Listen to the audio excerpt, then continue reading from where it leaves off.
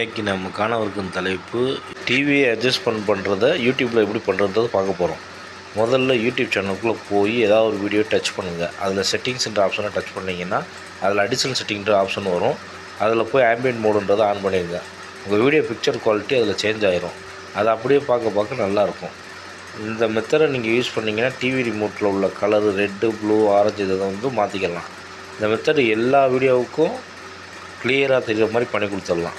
இந்த method ambient மோடில் யூடியூப்பில் நம்ம தலைப்பு டச் பண்ணி கீழே இறக்கி விட்டோம்னா ஆட்டோமேட்டிக்காக வீடியோ மேலே போயிடும். உங்களுடைய டைட்டில் மேலே நிற்கும் வீடியோவுக்கு மேலே.